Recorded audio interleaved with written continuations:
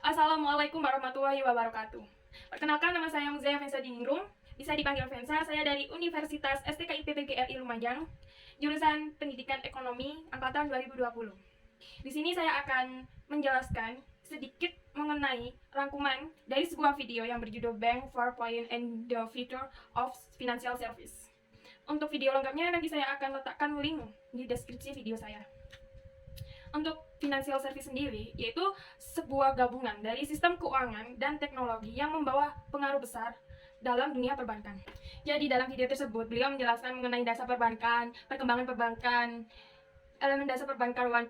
Ketika terlihat perbankan sangat sederhana, kita akan menjadi mempercayai bank, melakukan transaksi bank sebagai tempat aman dalam penyimpanan uang. Tapi secara transaksional, meningkatnya tuntutan sistem, perbankan juga perlu menempatkan teknologi yang ada seperti mainframe bank yang disebut sebagai mesin perekam elektronik OMA untuk akuntansi. Alat elektronik tersebut dibangun oleh MIT untuk Bank of America pada tahun 1993 yang digunakan sebagai pemrosesan cek. Akan tetapi OMA and mainframe tidak secanggih yang kita kira.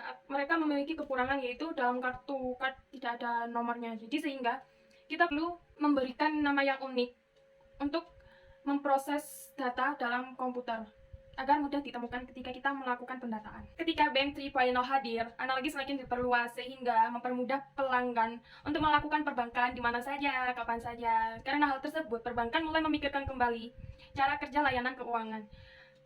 Maybe kita pernah mendengar argumen mengenai kita perlu melakukan interaksi tatap muka atau membutuhkan cabang bank karena kita akan melibatkan nasabah untuk melakukan transaksi simpanan atau aset.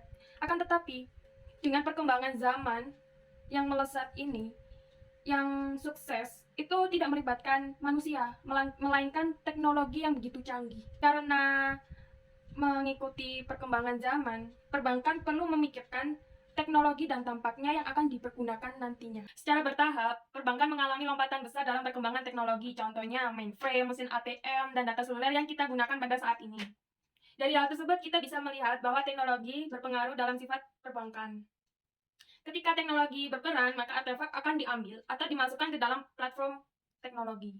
Karena artefak tidak memberikan informasi kartu debit atau kartu dasar yang digunakan. Selain itu, artefak tidak memberikan informasi saldo ketika kita sesudah atau sebelum melakukan transaksi.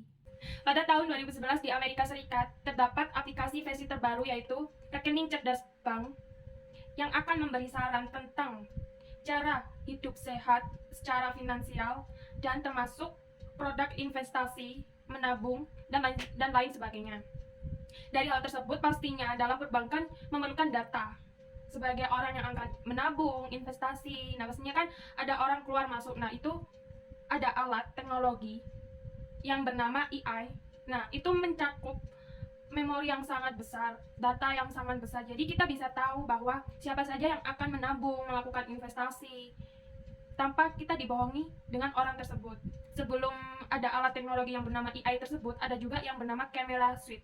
Nah, namun camera suite ini tidak seperti AI canggihnya, karena camera suite ini hanya menangkap beberapa data saja. Berbeda dengan AI yang dapat menyangkup semua aktivitas yang dilakukan dalam perbankan. Dengan perkembangan teknologi yang diperbaiki oleh perbankan, mulai dari mainframe, OMA, platform digital, AI, camera suite, dan lain sebagainya, sudah berjalan sangat pesat dalam proses investasi maupun transaksi. Oke, kita sudah mempelajari tentang elemen dasar perbankan, layanan keuangan perbankan juga kegunaannya, dan tidak lupa dengan teknologi yang sangat canggih perkembangannya dengan seiring berjalannya waktu, dan pastinya menambah bisnis kita yang sudah ada. Satu cara agar kita dapat bertahan dalam transisi ini secara utuh adalah kita tertanam di dunia sekitar mereka, yang merupakan prinsip pertama memikirkan jasa keuangan yang disebut Bank 4.0. Itulah hasil penjelasan dari rangkuman saya, pemahaman saya tentang video yang saya paparkan di awal video saya. Jika penasaran dengan videonya, bisa diputar melalui link yang saya cantumkan dalam deskripsi video saya.